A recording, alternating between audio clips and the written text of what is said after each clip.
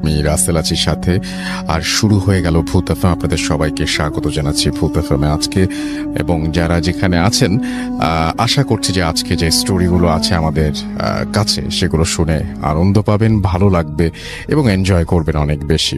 তা এখন যেটা করব সেটা হচ্ছে সরাসরি চলে যাব আমরা আমাদের প্রথম অতিথি হিসেবে আছেন আজকে আফনান ভাই, তার কাছে চলে যাব এবং তার কাছ থেকে একটা ঘটনা শুনে আসবো। আশা করছি যে এই ঘটনাটা আপনাদের অনেক বেশি ভালো লাগবে। চলুন শুরুতেই চলে যায় আফনান ভাইয়ের কাছে। আসসালামু আলাইকুম লিসেনার্স। তো আজকে রাসেল ভাই আমি যে ঘটনাটি এখন শেয়ার করব, ব্ল্যাক ম্যাজিকের একটা ঘটনা আমি শেয়ার করব। এটা আমাদের এলাকারই একটা ঘটনা। তো রাজবাড়ী সদর থানারই একদম পাশে, বর্তমানে এটি বালিয়াকান্দি উপজেলার মধ্যে পড়ে গিয়েছে। আচ্ছা, জায়গাটার নাম হচ্ছে বহরপুর। তো ওই গ্রামে দুইজন বন্ধু থাকতো, মানে সমবয়সী দুইজন। একজনের নাম ছিল ইমান আলী আর একজনের নাম ছিল রজব। তো এই দুইজন খুব ভালো বন্ধুত্ব ছিল। আর ওই গ্রামেই আর একটা ছিল একজন, আমরা যেটা অনেক সময় দেখতাম, একটা সময় গ্রামে হাটে বাজারে অনেকে জাদু খেলা জাদু দেখাতো। দেখা যাচ্ছে যে আপনার একটা টাকাকে সে দ্বিগুণ করে ফেলেছে। তারপর দেখা যাচ্ছে যে মানে ব্লেড সে খেয়ে ফেলে পরবর্তীতে সেই ব্লেড গুলো আবার মুখ থেকে বের করছে। তারপর এরকম অদ্ভুত কিছু ঘটনা আমরা দেখতাম একটা সময় ছোটবেলায়। তো ওই গ্রামে এরকম আরেকজন লোক ছিল যে এই ধরনের খেলা দেখাতো। তার নাম ছিল রাজা মিয়া। আচ্ছা। তো এই রাজা মিয়া সবাইকে সে জাদুর রাজা হিসাবে সবাই খালি চিনতো আর কি। ওরকম ছোটখাটো জাদু দেখাতো, লোকজন তাকে জাদুর রাজা বলেই চিনত। তো রাজা মিয়ার কাছে একদিন ইমান আলী এবং আর রজব ওরা দুজন আসে, এসে বলে যে রাজা ভাই, আমাদেরকে একটু আপনি এইটা কিভাবে জাদু করেন আমাদেরকে একটু শেখাবেন। তো রাজা প্রথমে রাজি হয় না, ওরা খুব করে ধরে। তো রাজা রাজি হয়।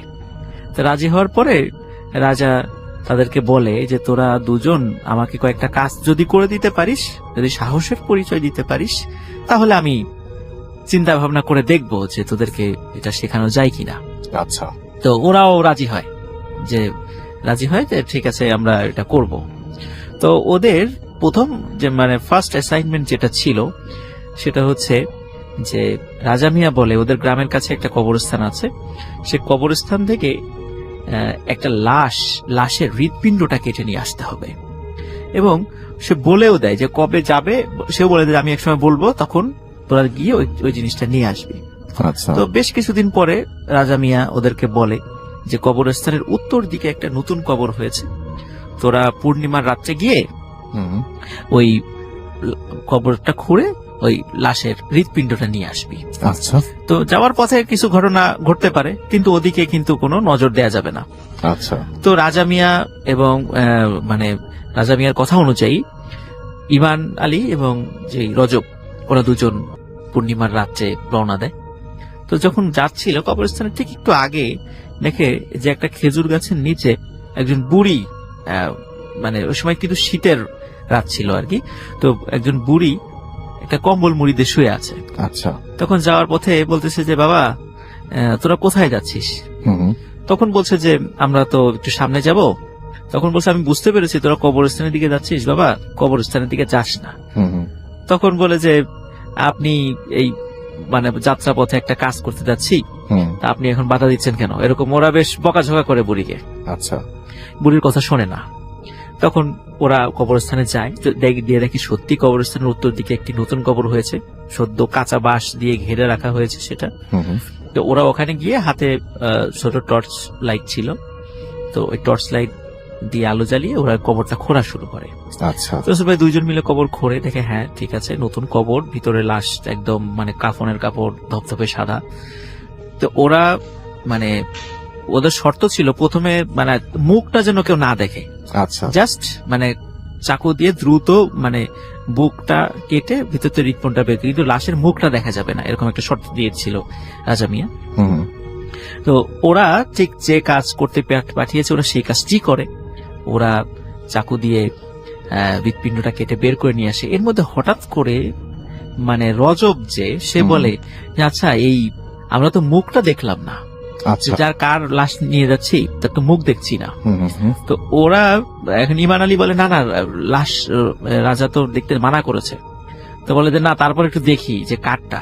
হুম, তখন রাসেল ভাই যখন ওই লাশের মুখটা সরায় তখন ওরা রীতিমতো দুজনই ভয় পেয়ে যায়। কারণ হচ্ছে একটু আগে যে মহিলাটাকে তারা দেখে এসেছিল, বলছিল যে বাবা ওদিকে যাস না, আসলে ওইটা সেই মহিলারই লাশ ছিল।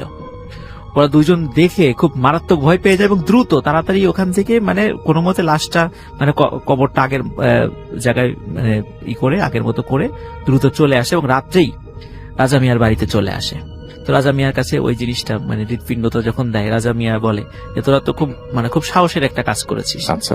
তখন ওরা বলে যে আমরা তো ওই লাশের মুখটা সরিয়ে ফেলেছিলাম, হুম হুম। আমরা তো দেখেছি যে ওটা একজন বৃদ্ধ মহিলার লাশ। তখন বলেছিল যে তোদেরকে মানা করেছিলাম, তো যাই হোক তেমন কোনো সমস্যা হবে না, তবে কাজটা করা উচিত হয়নি, এরকম রাজা মিয়া বলে আর কি।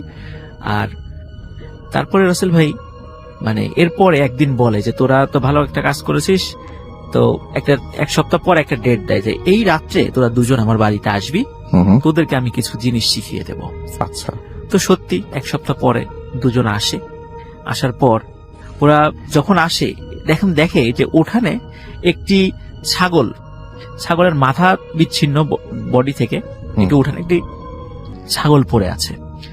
তো আরেকটা জিনিস আসলে ভাই, ছাগলের মাথা থেকে বডি বিচ্ছিন্ন কিন্তু একটা ফোঁটা রক্ত সেখানে নাই, এক ফোঁটা রক্ত এক ফোঁটা রক্ত সেখানে নাই। এবং ছাগলের পাশেই একটি জায়গায় একটা বড় আকৃতির পায়ের ছাপ সে দেখতে পায়, দুটো পায়ের ছাপ, মানে মানে মানুষের যেরকম দুটো পা থাকে এরকম দুটো পায়ের ছাপ, কিন্তু পা ছাপগুলো গোলাকৃতির এবং অসম্ভব রকমের বড়। তো দেখে ওরা বেশ ভয় পেয়ে যায় যে এখানে আসলে কি ঘটেছে, কি এখানে দাঁড়িয়েছিল। ওরা একটু ভয় পায়। তাই হোক সে রাজা মিয়ার বাড়িতে যায়, রাজা মিয়ার সাথে কথা বলে। রাজা মিয়া তখন ওদেরকে কিছু বিষয় শিখিয়ে দেয় এবং বলে যে এই জিনিসগুলো কার্যকর হওয়ার জন্য তোদেরকে আরো কিছু কঠিন কাজ করতে হবে। আচ্ছা। ওরা সেটা রাজি হয়। তখন এর মধ্যে কি হয় রাসেল ভাই, ওই ওদেরকে আর একটা বিষয় আনতে দেয়া হয় এবং বলা হয় যে একটি মহিলা যিনি সুইসাইড করেছেন, এমন একটি মহিলা, এবং সুইসাইড করতে হবে সেজন্য গলায় ফাঁস দিয়ে মারা গেছেন এমন কাউকে।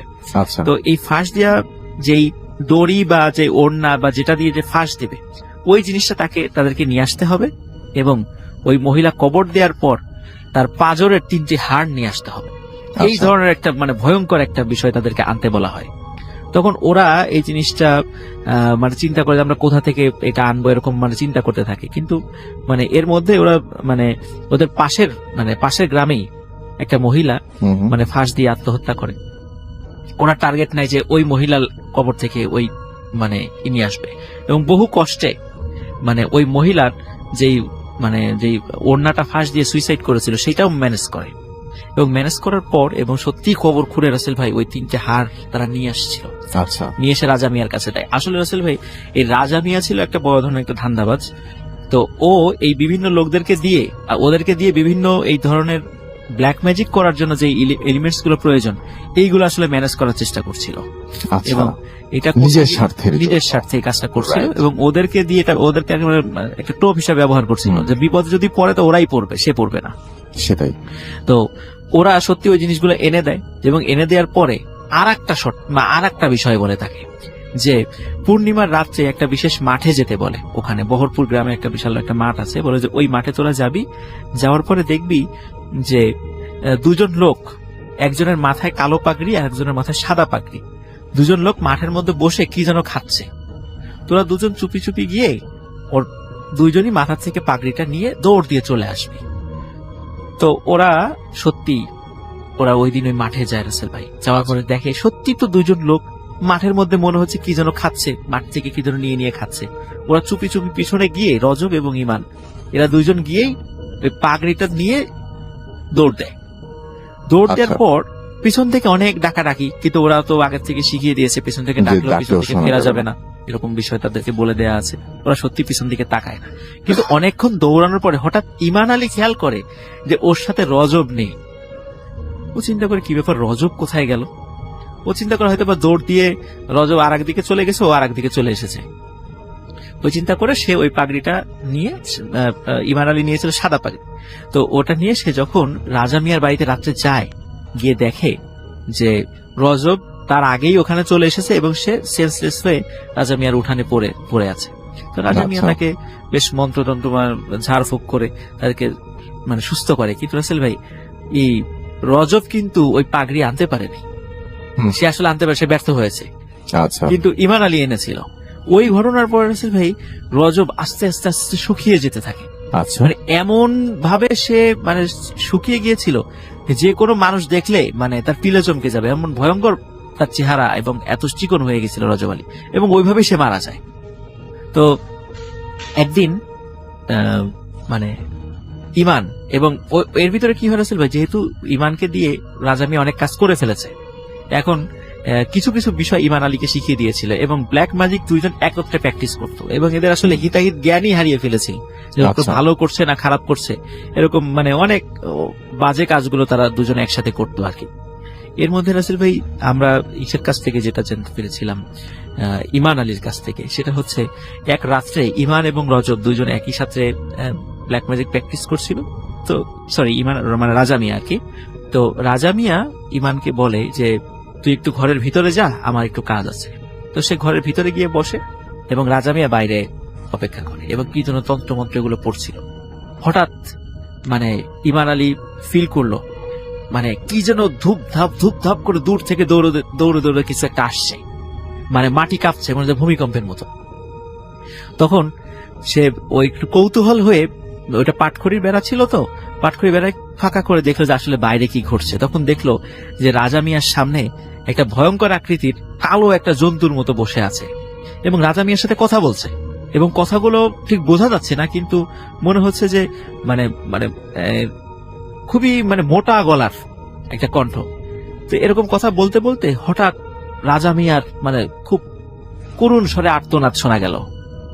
তো আর্তনাদ শোনার পরে সেও তখন ভয় থেকে বের হচ্ছে না ইমান আলী ঘর থেকে, এবং একটু পরে ইমান আলী মানে ফিল করলো যে ঠিক যেভাবে ধূপধাপ করে একটা জিনিস এসেছিল, ওই জিনিসটা ওইভাবেই দৌড়ে চলে গেল। তখন ও যখন ঘর থেকে বাইরে বের হলো, তখন কোথাও রাজা মিয়াকে খুঁজে পাওয়া যাচ্ছিল না। তো অনেক রাজা ভাই করে ডাকাডাকি করে, তারপরে গ্রামের লোকজনকে সে ডেকে তোলে। পরে রাজা মিয়ার লাশ মানে একটু দূরেই 100 থেকে 200 মিটার দূরে তার লাশটা উদ্ধার করা হয় রাসেল ভাই। তার দেহ থেকে মাথাটা বিচ্ছিন্ন ছিল, আর তার শরীরে একটা ফোঁটা রক্তও ছিল না, মনে হচ্ছে যে কেউ যেন ওর রক্তটা খেয়ে গেছে। তো এই ঘটনা ঘটার পর রাসেল ভাই রজব মানে ইমান আলী অত্যন্ত ভয় পায়, এবং ভয় পাওয়ার পর সে মানে সব সময় মানুষকে বলতো যে আমাকেও তো মেরে ফেলবে রে, আমাকেও মেরে ফেলবে, আমি যেন কখন মরে যাই। তখন তার মস্তিষ্ক বিকৃত হতে শুরু করে। তার বাড়িতে রেখে দেওয়া হয় যখন, তখন অদ্ভুত রাসেল ভাই ওকে যখন বাড়িতে রাখা হতো বাইরে থেকে দরজা লাগিয়ে দেওয়া হতো, কিন্তু সকাল বেলা দেখতো সে ঘরে নাই, এবং তাকে সেন্সলেস অবস্থায় কবরস্থানের গেটে পাওয়া যেত প্রত্যেক দিন। আচ্ছা সে যে কিভাবে যেত সে নিজেও বলতে পারে না।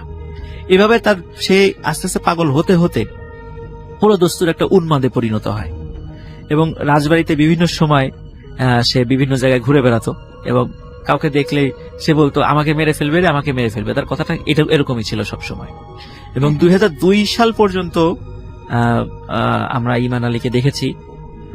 এরপরে ইমান আলী যে কোথায় গেছে, আদৌ সে জীবিত আছে, মারা গেছে, বা কোথায় হারিয়ে গেছে, আজ 2002 সালের পরে আজ প্রায় 15 বছর 16 বছর ইমান আলীর আর কোনো হদিস নেই। হয়তো বা আছে বাংলাদেশের কোনো এক প্রান্তে, অথবা মরে গেছে, বা কোথায় আছে আমরা কেউ বলতে পারি না, তার ফ্যামিলির লোক কিছু বলতে পারে না। তো আজকে রাসেল ভাই যে ব্ল্যাক ম্যাজিক, এর আগেও আমরা ব্ল্যাক ম্যাজিক, আমি বা উভয় অনেকেই আমরা ব্ল্যাক ম্যাজিক রিলেটেড অনেক ঘটনা বলেছি, মানে কৌতূহল যে মানুষকে কত করুণ পরিণতির দিকে নিয়ে যেতে পারে, এই ঘটনাই তার প্রমাণ। Thank you Russell. Thank you so much. আমরা চলে যাব আমাদের পরবর্তী অতিথির কাছে। আপনার নামটা প্লিজ একটু বলবেন, আপনি কোথা থেকে এসেছেন সেটা বলবেন, তারপরে আপনার ঘটনায় যাব। হ্যাঁ, হ্যালো লিসনার, আমার নাম হাবিবুর রহমান মাহিন। ঝালকাঠিতে থানার সামনে বাসা আমার। থানার সামনে আপনার বাসা, চলে যায় আপনার ঘটনায়। হ্যাঁ, আমি সরাসরি ঘটনায় চলে যাচ্ছি। আজ থেকে প্রায় 7-8 বছর আগের ঘটনা এটা। জি। আমার ফুপি ছিল, মানে আমার বাবার আপন চাচাতো বোন। জি তো সে ঢাকায় থাকতো, তার 2 মেয়ে ছিল আর একটা ছেলে। তো মেয়ে দুজন বিয়ে দেওয়ার পর তাদের সংসারটা একদম ছোট হয়ে যায়। তো খুব শান্তিতেই ছিল, তার একটা ছোট সংসার, ছোট পরিবার, খুব শান্তিতেই ছিল।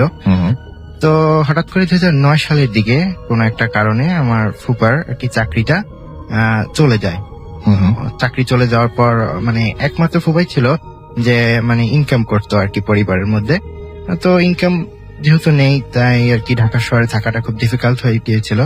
তো তারা ধালুকাঠি আর কি শিফট করে চলে যায় গ্রামের দিকে। তো গ্রামের দিকে চলে যাওয়ার পর তো গ্রামেই আর কি তারা পার্মানেন্টলি থাকে। তো ফুপা তখন তার জব হিসেবে আর কি দোকানদারি করা আর কি বেছে নেয়। আচ্ছা। তো নদীর ওপার, গ্রামের থেকে নদীর ওপার গিয়ে দোকানদারি করতো। তো গ্রামে আসলে একটা কথা প্রচলিত যে মানে মেয়েদের ক্ষেত্রে যে চুল মানে ছেড়ে আর কি হাঁটাটা নিষেধ ছিল। আচ্ছা। তো আমার ফুপুর একটা অভ্যাস ছিল, সে আর কি চুল মেলে আর কি হাঁটাচলা করতো বেশিরভাগ সময়। তো আমার ফুপু একটা টাইম মানে তার মানে স্বভাবের কিছু পরিবর্তন হচ্ছিল। সে ফুপার সাথে আর কি কেমন জানি একটু কথা বলতো, মানে একরকম আর কি তাকে দেখতে পারতো না এরকমের একটা কিছু। তো এক রাত্রেবেলায় ঘুমানোর সময় ফুপু আর কি হঠাৎ করে ঘুম থেকে উঠে যায়, উঠে বসে পড়ে। তো বসে পড়ার পর সে বসে বসে ঘুম রাখছে আর কি কেমন যেন। তো ফুপা পাশে শোয়া ছিল, সে ঘুম থেকে উঠে যায়। উঠে যাওয়ার পর সে জিজ্ঞেস করলো যে কি হলো, তুমি ঘুম থেকে উঠে গেলে কেন? তো ফুপু কোনো রেসপন্স দিচ্ছিল না। বলে তারপর অনেকবার জিজ্ঞেস করছিল তোমার হয়েছে কি, তুমি আমার সাথে কথা বলছো না কেন? তো কোনো রেসপন্স দিচ্ছিল না, সেভাবে ঘুম রাখছিল। তো অনেকক্ষণ পর নিজের ইচ্ছায় ফুপু আর কি ঘুমরানি থেমে দিয়ে সে নিজে শুয়ে পড়লো। তো পরের দিন সকালে উঠে ফুপা তাকে জিজ্ঞেস করলো তুমি কালকে রাত্রে এরকমের করছিলে কেন? বলে কোন সময় কালকে রাত্রে? কালকে তো আমি তো ঘুমিয়েছিলাম, আমার শরীর খুব ক্লান্ত ছিল। বলে কেন, কালকে রাত্রে তো তুমি ঘুম থেকে উঠে এভাবে ঘুমরাচ্ছিলে। তো বললো যে কই না তো। তো এরকমের করে কিছুদিন মানে অনেক দিন গেল, তার মানে স্বভাবে পুরো একটা পরিবর্তন আসছে আস্তে আস্তে। ফুপার সাথে ঝগড়া হচ্ছিল কোনো কারণ ছাড়াই। তো এরকমের ঝগড়া হওয়ার কারণে তো ফুপা মনে করলো যে মেন্টালি কোনো ডিপ্রেশন ভুগছে কিনা, যে আমাদের আগেরটা অবস্থা ভালো ছিল, এখন হয়তো বা আমরা নিচে নেমে গেছি, এই ধরনের কোনো চিন্তা ভাবনার কারণে এরকম হচ্ছে কিনা। তো ডাক্তারের কাছে নিয়ে গেল ফুপুকে। ডাক্তার তো টেস্ট দিল, টেস্ট করানোর পর কোন রকমের রিপোর্টে কোনো রোগ ধরা পড়েনি বা কোনো হয়নি। তো গ্রামের মানুষ আসলে ওই আধ্যাত্মিক বিষয়গুলোর উপরে খুব বিশ্বাসী, তারা মানে ওঝা টোঝা এই জাতীয় বিষয়ের উপরে খুব মানে বিশ্বাস করে। তো আশেপাশ থেকে পরামর্শ দিয়েছিল যে আপনারা এই দেখেন, ওঝা দেখান বা কোনো ভালো একটা আলেম ওলামা দিয়ে দেখান যে কিছু হয়েছে কিনা। তারা কিছু হলেই আর কি বা এগুলার জন্য পরামর্শ দেয়। তো এক হুজুর আছে আর কি, মানে আমার ওই গ্রাম থেকে প্রায় আরো 2-3টা গ্রাম পরে। তো উনি খুব মানে ভালো মানে দেখতে পারে। তো উনি করছে কি মানে ওনার আর কি সে কাজও হয়, উনি বছরে একবার আসেন আর কি। উনি সে চাকরি করে, মানে আদালতে চাকরি করে। তো উনি একবার আসে, তো ওনার কাছে সরাসরি নিয়ে গিয়েছিল। নিয়ে যাওয়ার পর তো সিরিয়ালে যখন ফুপু আসছিল, তো ফুপুকে বসানো হলো। তো হুজুর আসলো, হুজুর আসার সাথে সাথেই ওনার দিকে যখন তাকালো, হুজুর বলল যে আমি সরি। এখন ফুপু জিজ্ঞেস করলো সরি মানে, বিষয়টা বুঝলাম না। বললো যে আপনার সাথে আমি আলাদাভাবে 5 মিনিট কথা বলতে চাই। বলে আচ্ছা ঠিক আছে। তো ফুপুকে শরীর দিয়ে আলাদাভাবে যখন রোগী সব দেখা হলো, আলাদাভাবে কথা বলতে চলো। বলে দেখেন, আপনার স্ত্রীর উপরে একটা বদ জিন আসর করেছে, যেটা আমার সাধ্যের মধ্যে নাই। আর দ্বিতীয় কথা, এর বিরুদ্ধে যদি আমি লড়তে যাই তাহলে আমারও ক্ষতি হতে পারে, এমনকি আমার পরিবারেরও ক্ষতি হতে পারে। তো বললো যে তা আমি কি করতে পারি? বলে দেখেন, আপনি অন্য কোনো ওঝা টোঝা দিয়ে দেখান, বাট এই রিস্ক আমি নিতে পারবো না। ঠিক আছে, তা অন্য কেউ দেখালে হয়তো হতেও পারে। তো ফুপা তখন আর কি চলে আসলো। ফুপা তখন ওই বিষয়টাকে অতটা গভীরভাবে নেয়নি। আচ্ছা। যে কি না কি হয়েছে হঠাৎ করে অতটা বিশ্বাসের মধ্যে আনতে পারিনি। তো এরপর থেকে যে ঘটনাটা, মানে এরপর থেকে যা ঘটছে তা একদমই বিশ্বাস করার মতো না, আবার যা চোখে মানে ফুপা কখনো আদৌ আশা করেনি। এক রাত্রেবেলায় ফুপুকে পাওয়া যাচ্ছিল না, তো হঠাৎ করে সবাই খোঁজা শুরু করলো যে কি হয়েছে, ফুপুকে পাওয়া যাচ্ছে না। গ্রামের সবাই খোঁজা শুরু করলো। তো হঠাৎ করে মানে সারা রাত্র খোঁজার পর ফুপুকে পাওয়া গেল একটা বট গাছের উপরে, সিঁদুর পরানো বট গাছের উপরে। তো ফুপুকে অনেক রিকোয়েস্ট করা হলো যে নামো নামো নামো। তো ফুপু নামলো না। তাকে অনেকবার নামানোর চেষ্টা করলো, সে খুবই রাগী, সে নামবে না, তাকে নামানোই যাচ্ছে না। তো একটা সময় সে মানে দুর্বল হয়ে পড়লো, কেমন যেন মনে হচ্ছে ঘুরে পড়ে যাচ্ছে গাছ থেকে। তো এই সময় একজন গাছে উঠে তাকে ধরে নামালো। তো এরকম ধরে অনেক দিন অনেক চলছে। তো আমি আদৌ তখন এই কাহিনী আর কি এগুলো আমার জানা ছিল না। তো আমার এক দাদা মারা গেল, মানে আমার দাদার আপন ভাই, ছোট ভাই, আমার সম্পর্কে দাদা। তো আমার ফুপুর আবার সম্পর্কে আপন চাচা হয়। তো আমি মৃত্যু সংবাদ শুনে আমি গ্রামে গেলাম। গ্রামে যাওয়ার পর মানে ফুপুর বাড়ি থেকে মানে অল্প কিছু দূর আর কি দাদার বাড়ি। তো আমি বাড়ি গিয়ে সবাইকেই দেখলাম, বাট ফুপুকে দেখলাম না। তো আমি জিজ্ঞেস করলাম আশেপাশে যে ফুপু কেন আসলো না, তার তো আসার কথা, তা সে আসলো না কেন? তো বললো যে ফুপু তোমার, একজন আমাকে বললো তোমার ফুপুর কি হয়েছে, সে নাকি এই মরা বাড়ি আসতে পারে না, তার নাকি কি সমস্যা আছে। তো বললো যে আমি বললাম আচ্ছা ঠিক আছে আমি যে দেখছি। তো আমি হেঁটে ফুপু বাড়ি গেলাম। তো যাওয়ার সাথে সাথে ফুপু আমাকে জড়িয়ে কেঁদে দিল যে বাবা কেমন আছো, এই সেই। আমি বললাম, আমি মানে হ্যাঁ হাইটে দিয়ে বললাম যে ফুপু তুমি কেমন, যে তোমার চাচা মারা গেল, তুমি মরা বাড়ি গেলে না, এটা কেমন? বলে বাবা আমি তো মরা বাড়ি যেতে পারি না। বলে কেন মরা বাড়ি যেতে পারো না, এটা কেমন কথা? বলে বাবা আমি মরা বাড়ি গেলে ও আমাকে রাত্রেবেলায় খুব মারে এবং ও আমাকে মানে প্রচুর জ্বালায়। আমি বলছি যে মানে কি মারে? আমি বললাম কি মারে? আমি বললো ও হচ্ছে বদজিন। বলে বদজিন মানে এই টাইপের? আমি তত মানে ওটার উপরে ততটা না। আমি তখন বললাম যে এগুলো কি বলো? বলে বাবা তুই বুঝবি না, আমার খুব মানে সমস্যা করে ও। তো বললো তারপর আমি মনে করে বসে অল্প কিছুক্ষণ পর তারপর চলে আসলাম। তো ফুবা অনেক ওঝা দেখিয়েছে, অনেকে দেখিয়েছে। তো এট লাস্ট একজন মানে শিব বাড়ি আর কি, মানে ধালুকারি বিখ্যাত শিব বাড়ি, তো এখানে ওঝা আছে। তো সেখানে এক ওঝাকে দেখালো। তো উনি 3টা তাবিজ দিয়েছিল। তো মোট 7টা তাবিজ লাগবে, 3টা তাবিজ দিয়েছিল। তো বলে যে 3টা আপাতত নেন, আরগুলো পরে দেব। তো ফুবা বললো যে সবগুলো একসাথে দিলে হয় কি? তখন উনি একটু মানে রিয়েক্ট করলো, যে মানে রাগ দেখালো যে আপনাকে যেটা বলছি সেটা করে। তো ওই তাবিজগুলো যখন ফুবুর গায়ে লাগানো হলো, তখন ফুবু মানে এক রাত্রেবেলা উঠে বলতেছে যে তুই পারবি না আমার সাথে এই করতে, তুই তাবিজ আনছিস ঠিক আছে, তোর খবর আছে, তুই এগুলা করতে যাচ্ছিস ঠিক আছে, বলতেছে তুই এই করতে যাচ্ছিস, এগুলা ঠিক না। তো আমি বলছে যে মানে ফুবা বলছে যে তুমি কি বলছো? তো আসলে ফুবু তখন নিজের হয়ে বলছিল না, আসলে ও বলাচ্ছিল যে তুই তাবিজ লাগাইছিস, তোর খবর আছে ঠিক আছে। তারপরে মনে করেন একদিন বর্ষার সময় তখন আমার ফুপু তার ছেলেকে বললো যে তুই নদীর ওপার গিয়ে কেরোসিন তেল নিয়ে আসে। তো তখন বললো যে আম্মু বাসায় তো কেরোসিন তেল আছে, আমি কেন কেরোসিন তেল আনতে যাবো? বলে আন, দরকার আছে, কালকে আবার কে যাবে কেরোসিন তেল আনতে?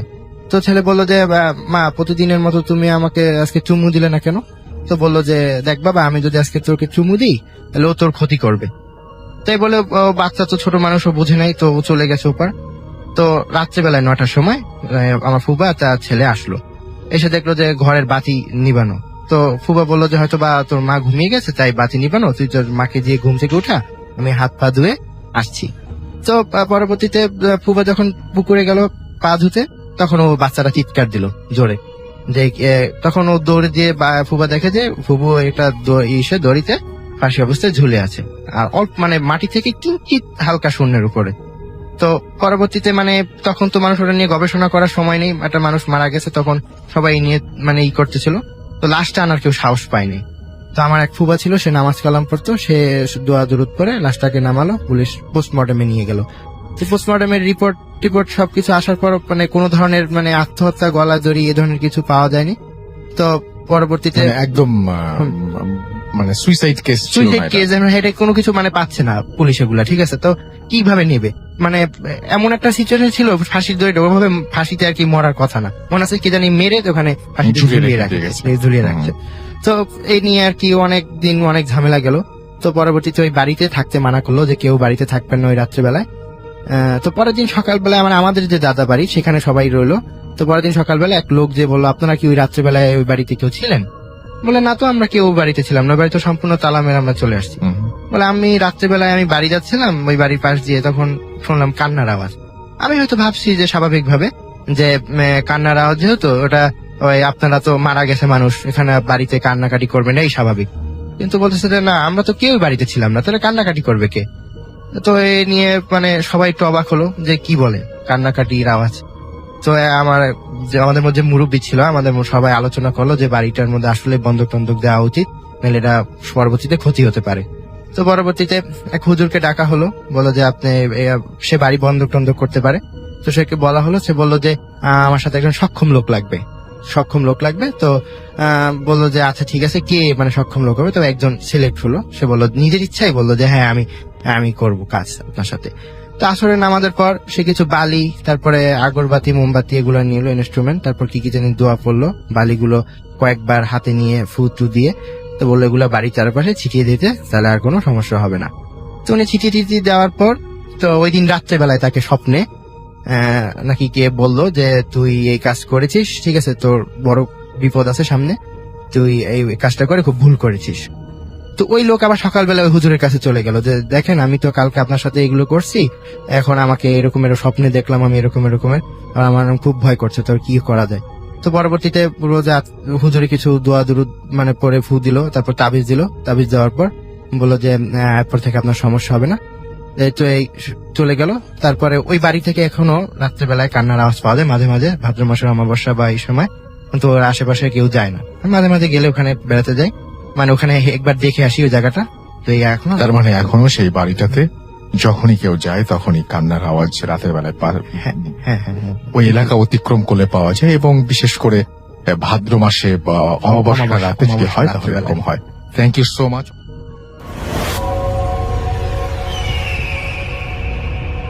আরও একটা ঘটনায় চলে যাব আমরা, এবং এই ঘটনাটা একটা অডিও ক্লিপ।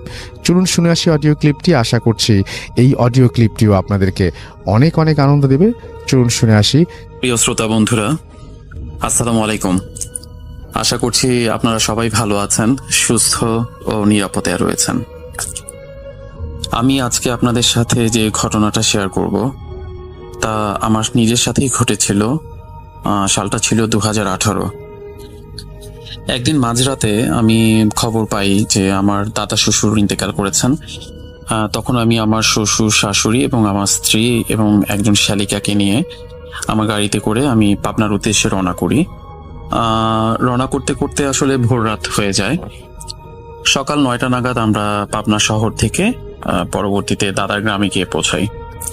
সেখানে বিভিন্ন জায়গায় দাদার প্রায় 3 দফা জানাজা অনুষ্ঠিত হয়, এবং সর্বশেষ পাবনা শহরে দাদাকে একটি কবরস্থানে দাফন করা হয়। আমি দাদার দাফনের সময় সেখানে উপস্থিত ছিলাম।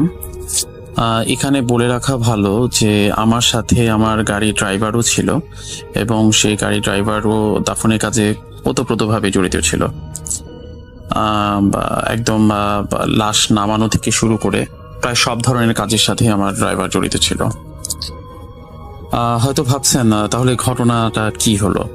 হ্যাঁ শ্রোতা বন্ধুরা, ঘটনা শুরু এখান থেকেই। দাফনের কাজ শেষ করে আমি আমার কাজ থাকায় সেদিন সন্ধ্যার পরপরই রওনা দিতে যাচ্ছিলাম। কিন্তু আমার আত্মীয় স্বজনরা কেউ সেদিন আমাদের ছাড়তে চাইছিল না। কিন্তু আমার অনেক গুরুত্বপূর্ণ কাজ থাকায় সেদিন সন্ধ্যায় আমি রওনা দিই। আর রওনা দিতে দিতে প্রায় 9টা বেজে যায়। রওনা দেওয়ার সময় আমার সাথে আমার স্ত্রী, আমার একজন শালিকা এবং আমার ড্রাইভার আমার সাথে রওনা দেয়। পাবনা শহর থেকে আমরা যাত্রা শুরু করার প্রায় ঘন্টা খানেক পর হঠাৎ করে লক্ষ্য করলাম যে আমরা যে মহাসড়ক ধরে এগোচ্ছি পুরো সড়কটি একেবারে অন্ধকারে ঢেকে আছে। আরও লক্ষ্য করলাম যে গাড়ি অথবা বাস অনেকক্ষণ পর পর আসছে। এবং আরেকটা ব্যাপার ছিল যে অবাস্তব হলেও এটাই সত্য ছিল যে আমার যে গাড়ির হেডলাইটটা ছিল, গাড়ির হেডলাইটের আলোই ছিল ওই সড়কের অন্যতম আলোর উৎস। যেহেতু আসলে অন্য কোনো গাড়ি অনেকক্ষণ পরপর আসছিল, সেই জন্যই বললাম কথাটা।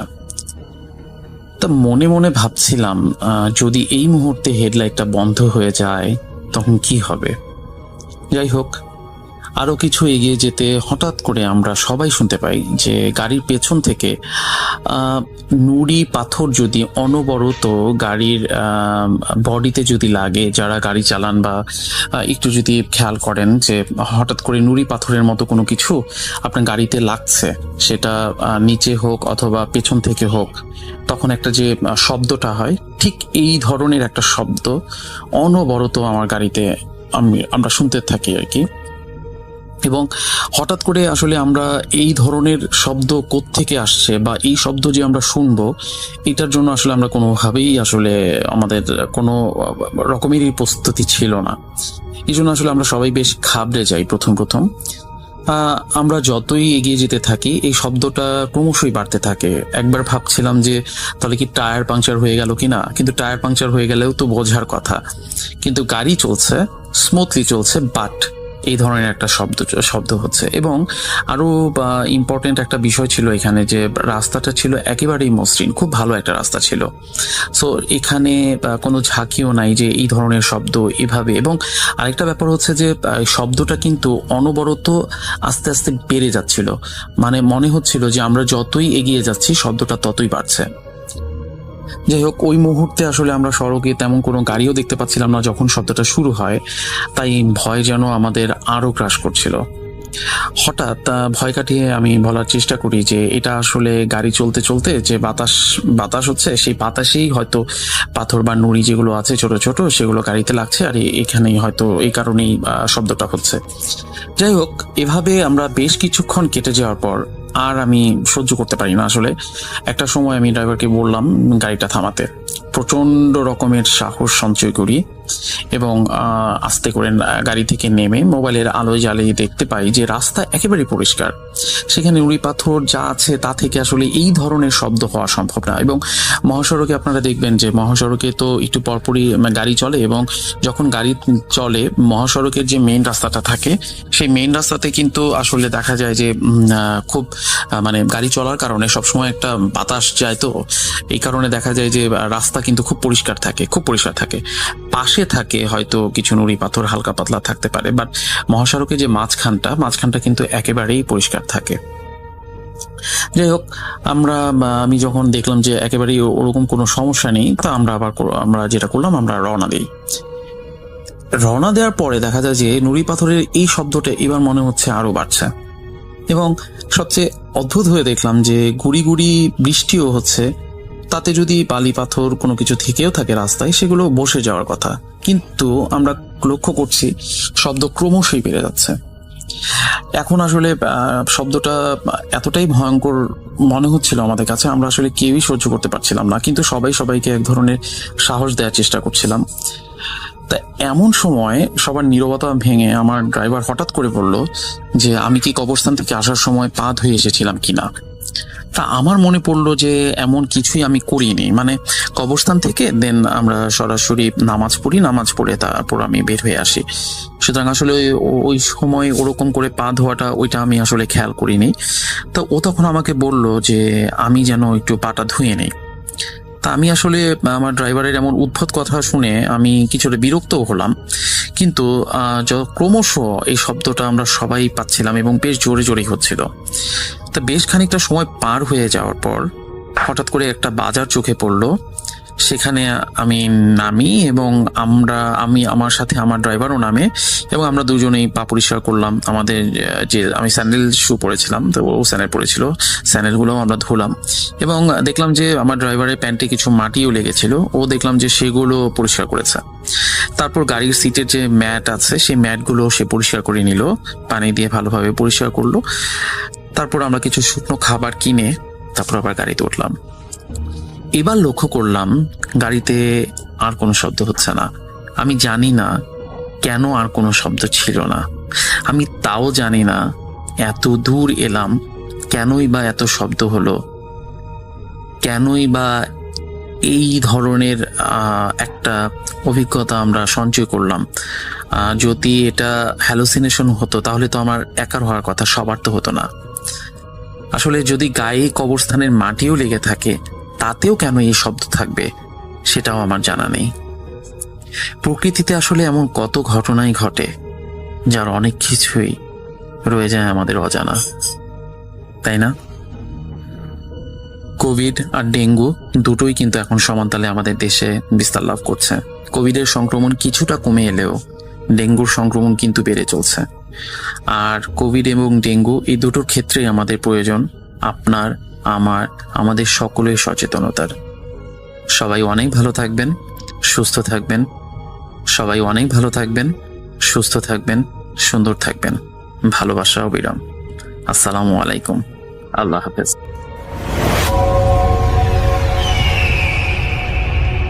আফনান ভাই সেকেন্ড ঘটনার জন্য অনেকে অপেক্ষা করছেন। এখন যে ঘটনাটি প্লে করব সেটি হচ্ছে আফনান ভাইয়ের সাথে মানে আফরান ভাইয়ের শেয়ার করা একটি ঘটনা। আশা করছি যে এই ঘটনাটি আপনাদের ভালো লাগবে। তো আমি প্লে করব সেই ঘটনাটি এবং আশা করছি যে এই ঘটনাটিও আপনাদের ভালো লাগবে। চলুন শুনে আসি। প্রিয় লিসেনার্স, আসসালামু আলাইকুম। আমি আফনান, আশা করি সবাই ভালো আছেন, সুস্থ আছেন।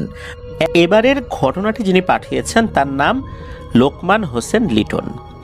উনি বিশ্ববিদ্যালয়ে ভর্তির জন্য প্রস্তুতি নিচ্ছেন। ওনার বাড়ি জামালপুর জেলার সদর উপজেলার নান্দিনার শেহরাতলি নামক স্থানে। ঘটনাটি উনি সংগ্রহ করেছেন ওনার আপন মামির কাছ থেকে, যার নাম ডলি বেগম। ঘটনাটি যেখানে ঘটেছে সেই জায়গাটি হচ্ছে জামালপুর জেলার সদর উপজেলার 10 নং শ্রীপুর ইউনিয়নের শ্রীপুর কুমারিয়া গ্রামে। তো 2024 সালের 29শে আগস্ট ওনার পাঠানো একটি ঘটনা, যেটা ওনার নানির সাথে ঘটে যাওয়া, ভয়াল সন্ধ্যা শিরোনামে আমরা প্রচার করেছিলাম থার্সডে নাইটের 113তম আয়োজনে। 113তম আয়োজনের দ্বিতীয় ঘটনা হিসাবে সেটি প্রচারিত হয়েছিল। তো ঘটনাটি প্রচারের পর দিন রাতের বেলা নানিকে শোনানোর উদ্দেশ্যে উনি নানির কাছে গিয়েছিলেন।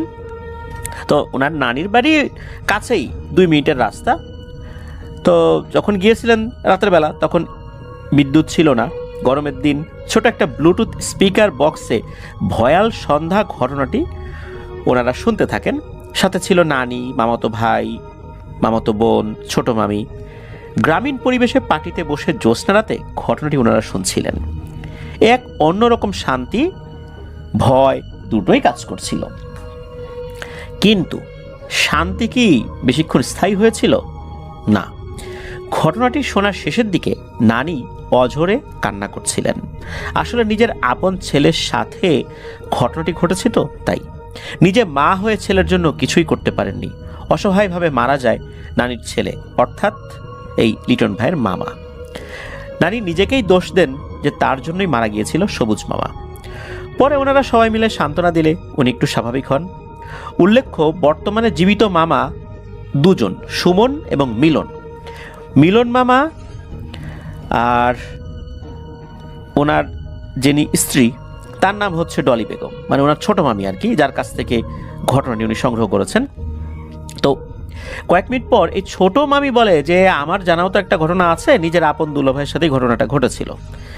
তো লিটন ভাই জানতেন যে এই ডলি মামের বোন জামাই, মানে ডলি মামির বোন জামাই মানে বোনের হাজবেন্ড মারা গেছেন, কিন্তু কিভাবে মারা গিয়েছিল এটা উনি জানতেন না। এরপর মামিকে যখন বলা হলো যে ঘটনাটি শোনান, তখন উনি ঘটনাটি শোনানো শুরু করেন। তো মামি মোট 3 বার ঘটনাটি ভেঙে ভেঙে এই লিটন ভাইকে বলেছিলেন। তো চলুন ঘটনায় চলে যাই। তো এই যে ডলি মামি, এই ডলি মামিরা ছিল 2 বোন। মামি ছিল ছোট। মামির বড় বোনের নাম ছিল পলি বেগম, তার স্বামীর নাম ছিল সাইদুর মিয়া। ঘটনাটি এই সাইদুর মিয়াকে কেন্দ্র করেই। সাইদুর মিয়ার বাড়ি শ্রীপুর গ্রামে। 2022 সালে তার বয়স হয়েছিল 52 বছর। তার 2 ছেলে 2 মেয়ে এবং স্ত্রীকে নিয়েই ছিল সংসার। বড় ছেলের নাম ছিল হাসান। সাইদুর মিয়ার আয়েই চলতো তাদের সংসার। অনেক কষ্ট করেই কাজ করে খেতেন তারা। ছোট থেকে গাছ কেটে জীবিকা নির্বাহ করতেন। এক কথায় কাঠুরে ছিলেন এই সাইদুর মিয়া। কারো গাছ কাটার দরকার পড়লে উনি গিয়ে কিছু টাকা পারিশ্রমিকের বিনিময়ে কেটে দিয়ে আসতেন আর কি গাছ। এইভাবে ছোটবেলা থেকেই উনি এই কাজ করে আসছেন, তেমন কোনো সমস্যা কখনোই হয় নাই। 2022 সালে যখন সামার সিজন অর্থাৎ গরমের সময়, মাসটা যে ঠিক কি এটা বলাটা একটু মুশকিল। তো একদিন একটা কাজে যান ভালুকা যেই উপজেলা আছে ওইখানে কোনো একটা জায়গায়। তো ওই ভালুকায় একটি বট গাছ কাটার জন্য ডাক পেয়েছিলেন। তো তিনি সকালে নাস্তা করে যান গাছ কাটার জন্য। যেহেতু গাছটা কিছুটা বড় ছিল, অনেক বড় বিষয়টা এরকম না, কিছুটা বড় ছিল, তাই কাটতে কাটতে সন্ধ্যা হয়ে যায়। প্রথমে ডালপালা কেটেছেন, তারপর গাছটাকে কেটে ফেলেন। গাছ কাটার সময় তার সাথে কোনো সমস্যা হয় নাই। কাটাকুটি শেষ করে মজুরি নিয়ে উনি বাড়িতে ফেরত আসতে আসতে রাত হয়ে যায়। বাড়িতে এসে গোসল করে খাওয়া দাওয়া করেন, তারপর শুয়ে পড়েছেন ঘুমানোর জন্য। শোয়ার পর এদিক ওদিক করছেন বিছানায়, কিন্তু ঘুম আর আসে না। তার নিঃশ্বাস নিতে মনে হচ্ছে কষ্ট হচ্ছিল, হাঁসফাঁস করছিল, কিছুই ভালো লাগছিল না তার। যেহেতু গরমের দিন, বিদ্যুৎও ছিল না, তাই এমন হচ্ছিল। এটা চিন্তা করে উনি বাড়ির বাইরে উঠোনে যাবেন। রাত তখন গভীর। তার বাড়িটি ছিল টিনের।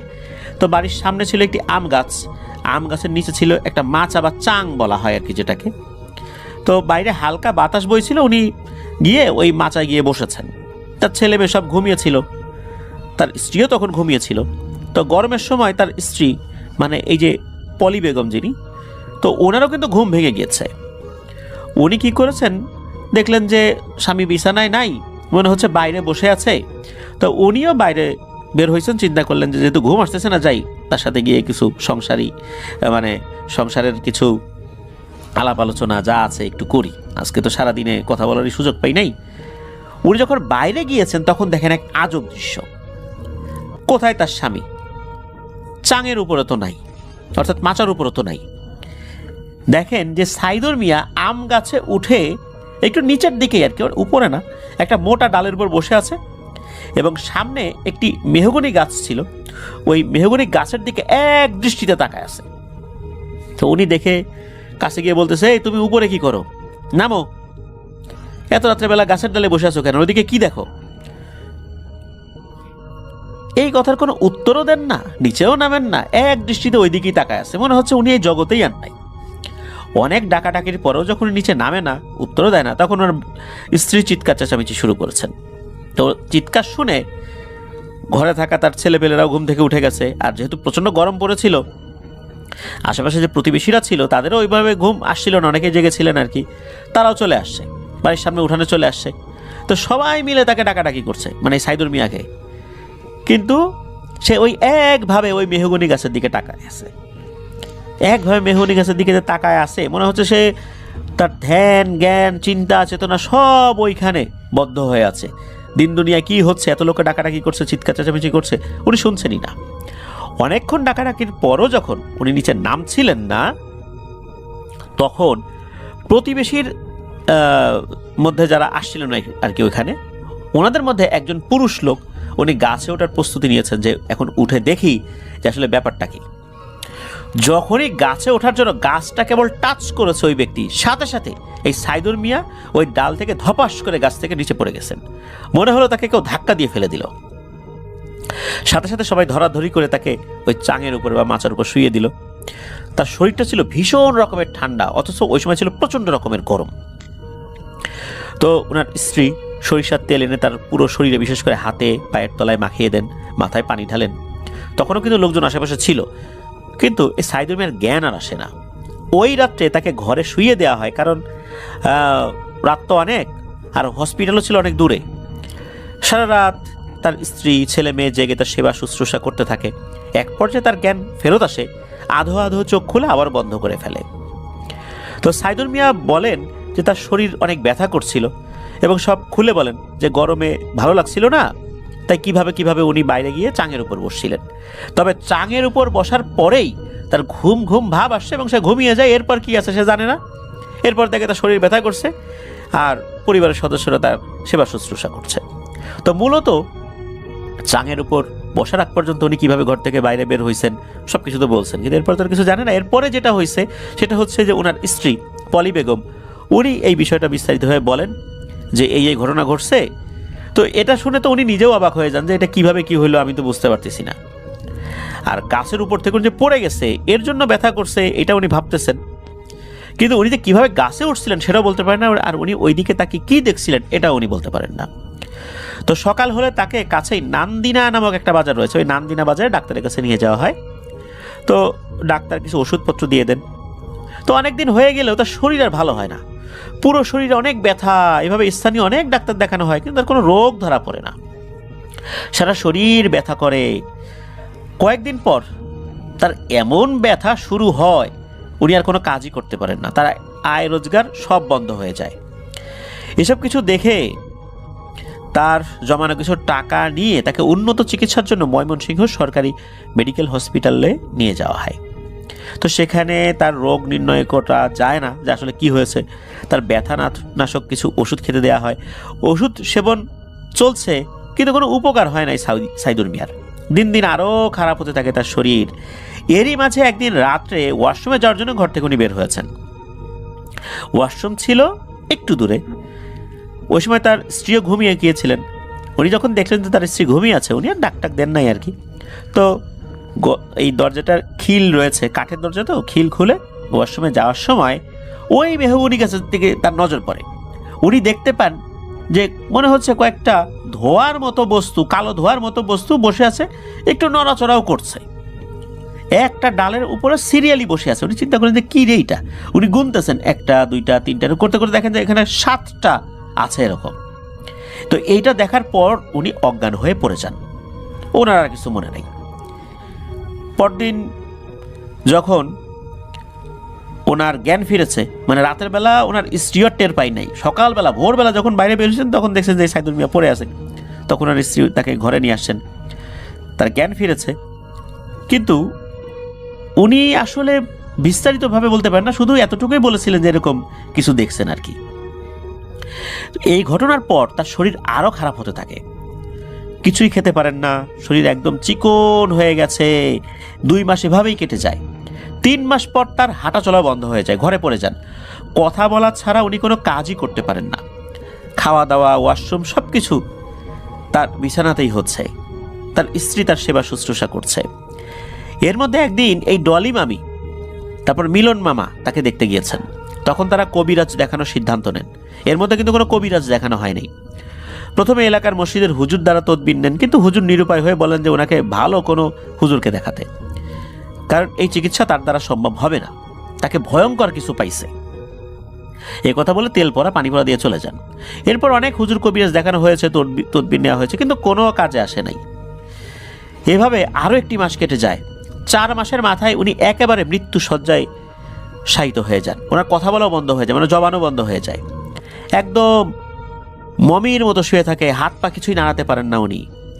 একদিন সকালে তার অবস্থা অনেক খারাপ হয়, শরীরে খিচুড়ি উঠেছে। ওই দিনই আবার একজন লোক, ওনাদের একজন কবিরাজের সন্ধান দেন। কবিরাজের বাড়ি ছিল দড়িপাড়া, শ্রীপুর থেকে একটু দূরে। ওইখানে যাবার জন্য একটা অটো ভাড়া করা হয়। তো ওনার ছোট মামা, অর্থাৎ এই যে আমাদেরকে যিনি ঘটনা পাঠিয়েছেন লিটন ভাইয়ের ছোট মামা, ডলি মামির স্বামী আর কি, তারপর মামার শ্বশুর সাইদুল মিয়ার ছেলে হাসান, এবং যে এই কবিরাজের খোঁজ দিয়েছিলেন তিনি সহ তার ওখানে যাওয়ার জন্য সন্ধ্যার আগেই রওনা দেন। যেতে যেতে রাত হয়ে যায়। ডলি মামি অবশ্য যান নাই। তো ডলি মামি ওই সাইদুল মিয়া যিনি, ওনার বাড়িতেই ছিলেন। সাইদুল মিয়ার বাড়িতে মামি সহ আর অনেকে ছিল। তো রাতের বেলা মিলন মামারা পৌঁছে দেখতে পান একটা ঝুপড়ি ঘর, সেখানেই থাকে এই কবিরাজ।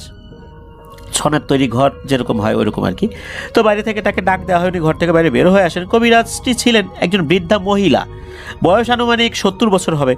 তার ছেলে মেয়ে স্বামী কেউই নাই, তিনি একাই থাকেন এই ঘরে, ইবাদত বন্দি করেন।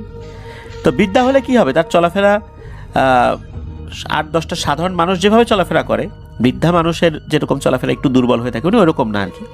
তো বৃদ্ধা মহিলাকে সবকিছু খুলে বলা হয়।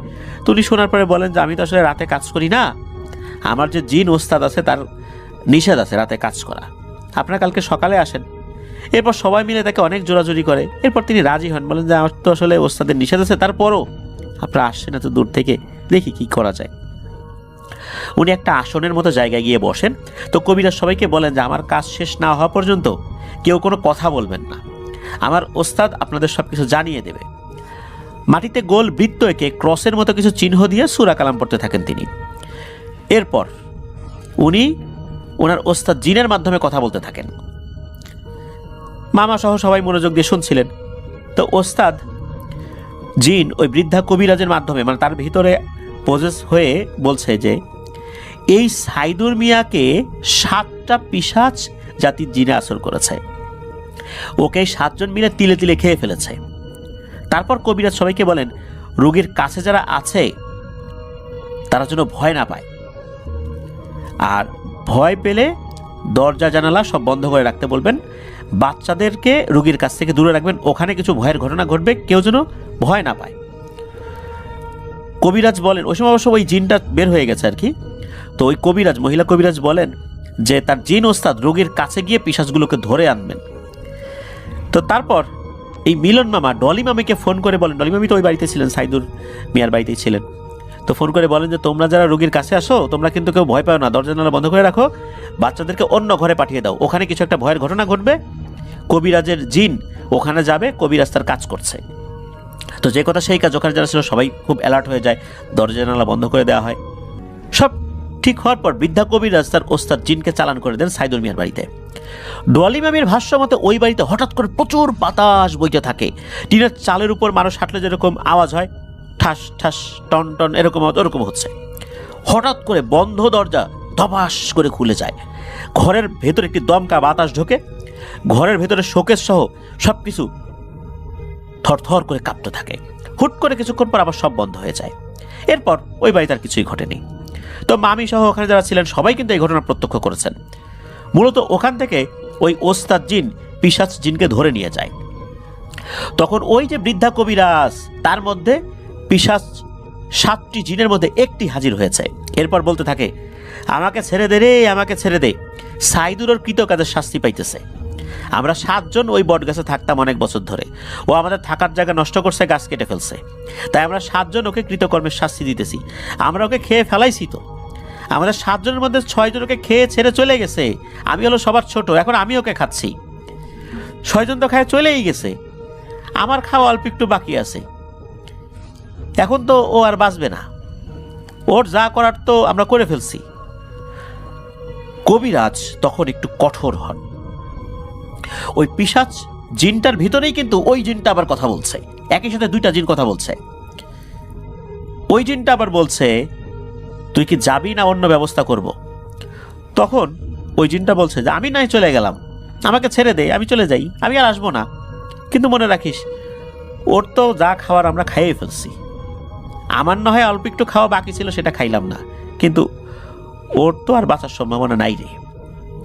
এরপর ওই যে সাইদুর মিয়ার ছেলে হাসান, সে বিভিন্ন সময় চিন্তা করছে যে জিনেরা যখন চলে যায় প্রমাণ রেখে যায় যে ডাল ভেঙে গেছে, এটা সেইটা। ও তখন বলে ওঠে, ওই সময় কিন্তু কথা বলা নিষেধ সবার।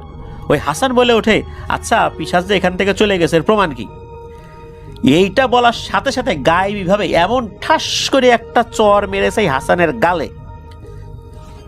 বিষয়টা শুনতে হাস্যকর মনে হলেও হাসানের গালে 5 আঙ্গুলের দাগ বসে যায়। ওই সময় সে অনেক ব্যথা পায়। কথা বলা নিষেধ করা সত্ত্বেও সে কথা বলেছে। তখন ওই কবিরাজের ভিতরে থাকা জিনটা বলে ওঠে, পাইছিস প্রমাণ যে পিশাচটা চলে গেছে? তবে এই কথা বলার পর দেখা যায় যে একটা গাছের একটা কাঁচা ডাল ভেঙে পড়ে। মূলত যখনই বলছে প্রমাণ কি, তখনই ঠাস করে অদৃশ্যভাবে চর মেরে দিছে, মানে এটাই প্রমাণ। তো যাই হোক, এরপরে ওই জিন ওস্তাদ ওই কবিরাজের ভিতর থেকেই বলে, আসলে আমি যতটুকু ওই রুগীকে দেখলাম, ওকে তো আসলে বাঁচানো সম্ভব না। ওর শরীরের ভেতরে এমনভাবে খেয়ে ফেলছে, এরা হচ্ছে মাংস চোষা জিন। মাংস ওরা চাবায় খায় না, এরা চুষে চুষে মাংস খায় ফেলে। মূলত এই ধরনের জিনদের খপ্পরে পড়ছে, ওরা ওকে খেয়ে ফেলছে ভিতর থেকে। ওর তেমন কিছু আর নাই। আসলে আরও যদি কিছুদিন আগে আনা যাইতো তাহলে আমি চেষ্টা করতাম, আল্লাহ আমাকে যতটুকু সামর্থ্য দিছে, কিন্তু এখন তো আর কিছু করার নাই, শেষ সময় চলে আসছে, এখন আমার আর কিছু করার নাই রে, ওকে নিয়ে যা তোরা, এরকমভাবে বলে দেয়। এরপর কবিরাজের যে ওস্তাদ জিন কবিরাজের শরীর থেকে বাইরে বের হয়ে চলে যায়। আসলেই তখন তারা চলে যায়। কবিরাজকে কিছু টাকা দিতে চেয়েছিলেন, কিন্তু কবিরাজ সেটা ফিরিয়ে দেন, বলে না, আসলে রুগী সুস্থ হয় না, এই রুগীর কোনো কাজই করতে পারলাম না, হাদিয়া তো নেওয়া যাবে না। আর তাছাড়া আমি এমনিতেও হাদিয়া নেই না, হাদিয়া নিলে কি আমার ঘর বাড়ির অবস্থা এরকম থাকে নাকি? আমার ওস্তাদের বারণ আছে, আপনারা যেদিক দিয়ে যাবেন পেছন দিকে তাকাবেন না, পথে যাওয়ার সময় ছোটোখাটো সমস্যা হইতে পারে, কোনো সমস্যা হবে না ইনশাল্লাহ, আমার ওস্তাদ জিন আপনাদেরকে এগিয়ে দিয়ে আসবে। তো সত্যি ওনারা ওই অটো নিয়ে যখন রওনা দিয়েছেন, তখন নাকি অটোটা আগাতে চাচ্ছিল না, মনে হচ্ছে অনেক ভারী হয়ে গেছে, বারবার অটো বন্ধ হয়ে যাচ্ছিল। তো তারপরও আল্লাহর রহমতে ওনারা চলে আসছেন। তো আসার পর সবাই হাত মুখ ধুয়ে সাইদুর মিয়ার কাছে যায়। তো মামি সহ সবাই তখন সাইদুর মিয়ার কাছেই বসেছিল। ওই বাড়িতে ঘটা ঘটনাগুলো সব কিছু খুলে বলা হয়। আসলে ইতোমধ্যে সাইদুর মিয়ার খিচুড়ি আরও বেড়ে যায়। এভাবেই রাত পার হয়ে যায়। পরদিন সকালবেলা, সকাল 7টা সাড়ে 7টার দিকে সকলকে কাঁদিয়ে আল্লাহর ডাকে সাড়া দিয়ে সাইদুর মিয়া চলে যান। ইন্না লিল্লাহি ওয়া ইন্না ইলাইহি রাজিউন। ওই দিনই বাদ আসর তাকে পারিবারিক কবরস্থানে সমাহিত করা হয়। এভাবে একটি পরিবারের মূল কর্মজীবী যার দ্বারা সংসার চলত, তাকে হারিয়ে ফেলে পরিবারটি। পরবর্তীতে এই যে হাসান ভাই, মানে সাইদুর মিয়ার ছেলে, উনি টিনের ব্যবসা শুরু করেন। উনি বিয়ে করেছেন, তার এই বর্তমানে সংসার চলছে, তার বড় বোনেরও বিয়ে হয়ে গেছে। আর এই ঘটনার পর ওই পরিবারে আর কোনো ভয়ের ঘটনা হয়নি, এটাই জানিয়েছেন।